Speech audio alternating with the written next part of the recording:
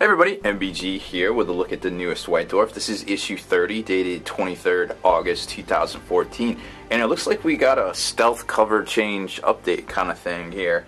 Maybe kind of in line with the new codexes for 40K. They kind of do the showcase the whole big picture of the model because, you know, models kind of sell themselves and they're always pretty good looking. And speaking of good looking, hey, there's Nagash, the father of the Undead. Has apparently returned to model form. I think there was a very old one where he was sitting on his throne or standing up in the old pewter model from, gosh, I couldn't even remember. I think it was the early 90s. I haven't seen that in years, but I believe it was a real thing and I wasn't just dreaming. But now this looks a lot better. Obviously, Games Workshop has upped their game once again on the computer design front because you just don't see stuff like this normally, in my opinion. And it's a pretty spectacular model there. And this whole issue was actually pretty good, and I'm glad because the last two have been a little bit lackluster, in my opinion. So here we go. We've got basically, you know, all about the new Nagash, the Undead, all the offerings on that, some new Black Library stuff. Grey Knights are officially hitting this week as well, so they have a new release for next week, which is basically like a glorified Battle Force kind of thing. Then it gets into some of the fluff and backgrounds, a battle report, some more stuff on Nagash, and also a paint splatter article on Nagash himself, which was probably one of the best paint splatter articles we've seen in a long time. It's really good, and I'm going to keep this issue just for that because it's pretty spectacular and definitely gives a lot of good techniques and color selection when it comes to some of those colors that people aren't familiar with like the blues and the purples, the greens, some of the teal kind of lighter Eastery colors, I guess you want to call them. Just for lack of a better term, I'm not trained in the arts. I just know what I call stuff. So don't hate too bad on me. So as far as that goes, and not a whole lot of content-wise from design team or the White Dwarf team, but still pretty jam-packed, obviously. So we've got Nagash, which everybody's kind of seen all sorts of spoiled pictures of him. He's just spectacular looking. I haven't heard anybody say anything bad about him yet. Maybe I'm just in a vacuum, and maybe I'm living in you know, life and looking through some different colored glasses, but that model is really good looking to me, and I haven't heard anybody say anything bad about him yet. Pretty spectacular stuff, some limited edition releases and things.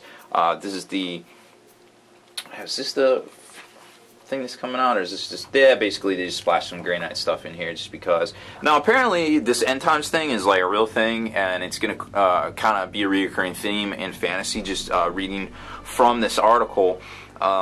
So that's kind of cool to see because we really haven't seen any advancement of storylines and stuff since the whole like Vulcan kind of saga with Archaon. So now they're kind of setting it up on like two fronts where Archaon's kind of doing his thing over in the old world, and you got Nagash doing his thing over in the western. I guess that would be the east. Yeah, it's so weird when you look at map of Europe, so I guess it's technically the East, but you know, so it's kind of a two-front attack on the civilized peoples from Archaon and Nagash too. So it's kind of interesting. Obviously, wow, look at those rules, 1,000 points, and that kind of ties in with the actual battle report too, where they pit, well, Nagash versus a Cetra-themed Tomb King's army, and it's titled "The Humbling of etc." So that's going to be kind of interesting how that plays out. I think the spoiler in the title there,